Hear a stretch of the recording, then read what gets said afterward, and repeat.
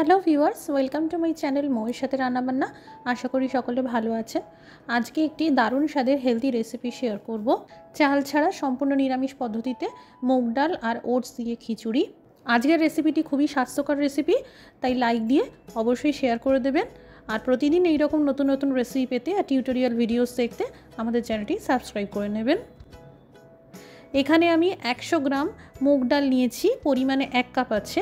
ভালো করে ধুয়ে নেব। 2-3 বার ভালো করে কচলে কচলে এইভাবে ধুয়ে নিলে ভালো।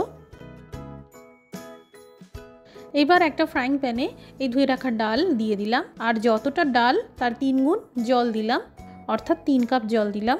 সামান্য করে হলুদ গুঁড়ো আর গোটা কয়েকটা কাঁচা লঙ্কা দিয়ে সিদ্ধ করে নেব। নতুনদের জন্য দেখিয়ে দিচ্ছি এই রান্নার জন্য সবজি কিভাবে কাটবেন, কারণ অনেক সময় সবজি কাটার উপরেও খাবারের পুষ্টিগুণ ডিপেন্ড করে। খুব সামান্য করে আলুতে খোসা রেখে এইভাবে প্রথমে গোল করে কেটে নেবেন, তারপর চৌকো চৌকো করে কেটে নিতে হবে।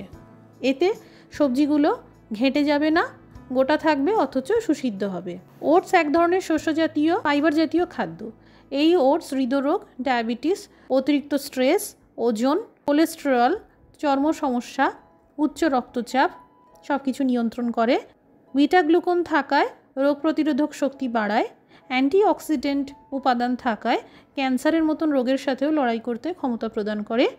তবে বাজার থেকে সবসময় ভালো মানের ওটস কেনার চেষ্টা করবেন আর সুসিদ্ধ করে রান্না করবেন, তাহলে হজমে কোনো সমস্যা হবে না।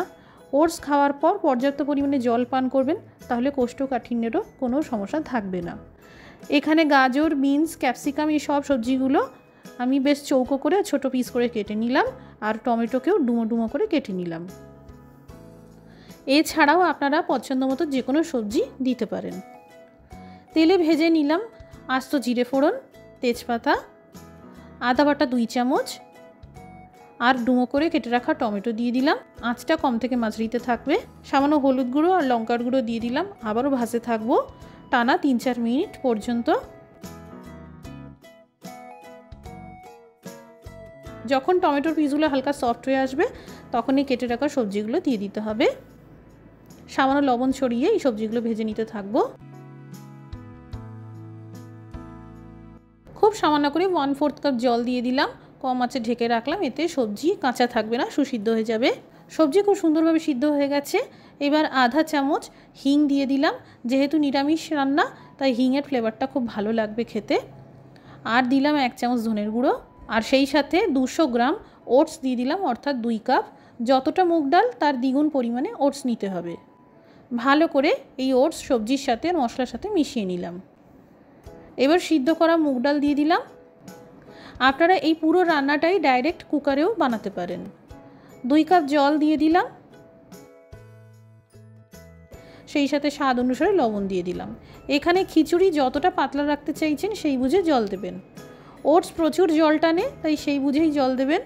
কম আঁচে ঢাকা চাপা দিয়ে 5 মিনিট রান্না করব।